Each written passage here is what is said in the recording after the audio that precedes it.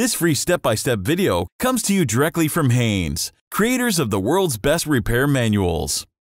Fix your car or truck the right way with our accurate and reliable information at your side. You can complete more than 200 jobs on this vehicle when you purchase the complete online manual at Haynes.com.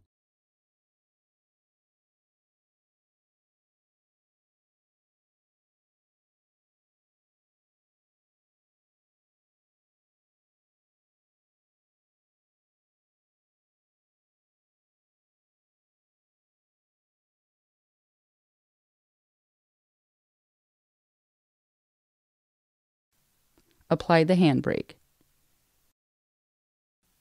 Chock the rear wheels to prevent the vehicle from rolling.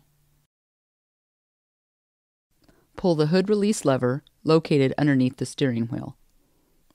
Slide the hood safety latch and raise the hood upwards, then support it with a prop rod.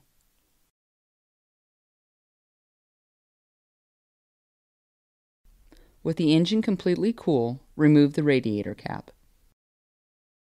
Move a large container under the radiator drain plug to catch the coolant. Using a large screwdriver, open the drain plug and direct the coolant into the container.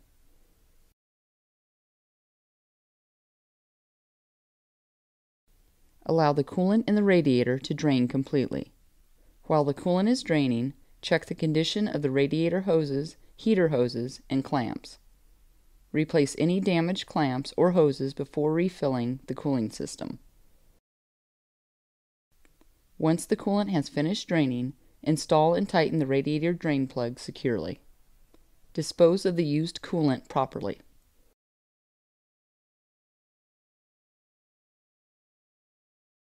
Turn the heater temperature control to the maximum heat position.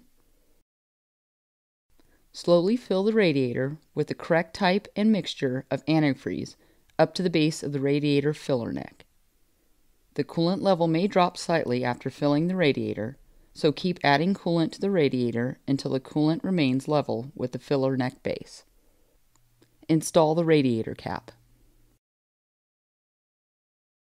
Start the engine and run it in a well-ventilated area until the thermostat opens. Coolant will begin flowing through the radiator and the upper radiator hose will become hot.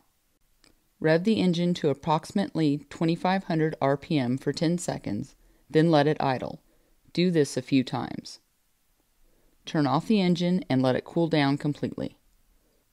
Slowly remove the radiator cap and recheck the coolant level, adding more as necessary to bring the level up to the base of the filler neck.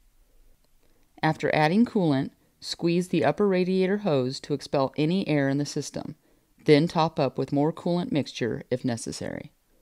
Install the radiator cap. Fill the coolant reservoir with coolant until the level reaches slightly above the minimum mark. Start the engine, allow it to reach normal operating temperature once again, and check for leaks.